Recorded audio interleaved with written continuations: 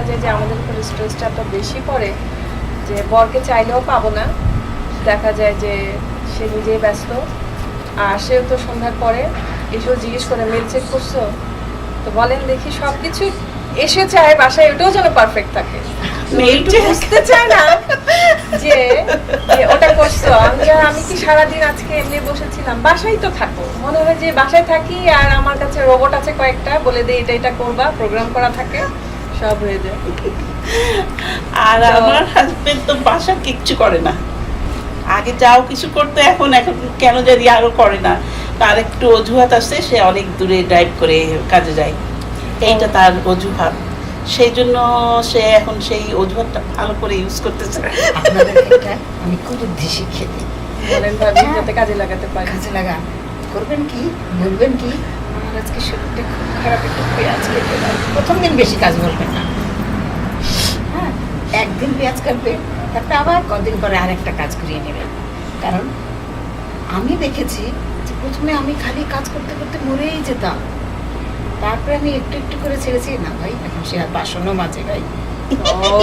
আমার জন্য করে মাঝে মাঝে, কিন্তু সবসময় করতে চায় না, এই হচ্ছে না মুশকিল। সবসময় অবশ্য করতে চায় না, কেননা আসলে আমার কাছে কি মনে হয় হাজবেন্ডরা যে বাচ্চাদেরকে যেমন ঠেলে ঠেলে করাতে হয় না, হাজবেন্ডদেরকে এরকম ওই ঠেলে জন্য ঠেলে ওই যে করাতে বাসায় যখন কেউ জিজ্ঞেস করে বাসায় বাচ্চা কয়টা, তিনটা মানে শুধু বাচ্চা না, হাজবেন্ডটাকে কাউন্ট করা উচিত আমি তো তাই সাথে। মনে করি। যে আমার আরে আমি আগে কি বলতাম, আমার 18টা বাচ্চা, কারণ আমার হাজবেন্ডকে আমি 18টা ধরতাম, 17টা ধরতাম, আর এক মেয়ে।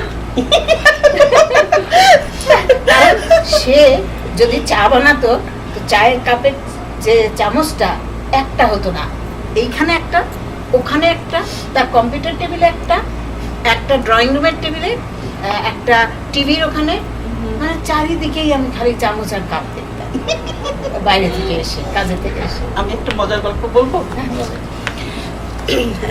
সবাই মানে এক ভাবি আমাদের গল্প করেছেন, আমার মনে হচ্ছে যে এটা খুব অ্যাপ্রোপ্রিয়েট। হ্যাঁ, এখন এই সবাই বলে দেশে হাজবেন্ডের বসের সাথে যদি কোনো গন্ডগোল হলো টলো বা বসের একটু প্রেশার হলো, তখন মেজাজটা খারাপ থাকলো, বাসায় এসে বোর করে ঝাড়লো, সেটা ঝাড়লে তখন গৃহকর্ত্রীর আর একজনের পরে ঝাড়ার জায়গা আছে, গিয়ে চাকরের পরে ছাড়লো, চাকরানির পরে ছাড়লো, আর চাকর চাকরানি তাদেরও আবার জায়গা আছে ঝাড়ার রাগটা, তারা তখন ঝাড়ুর পরে ছাড়ে। হ্যাঁ, আমাদের যে অবস্থা নাই, আমাদের তো চাকরানি নাই এখানে, যখন হাজবেন্ড আসে অফিস থেকে কোনো রাগ টাগ হয় আমাদের একার পরেই ছাড়ে, তখন আমাদের আর ই করার ওইটা আবার ছাড়ার আর কেউ নাই। এই হচ্ছে আমাদের দুঃখ।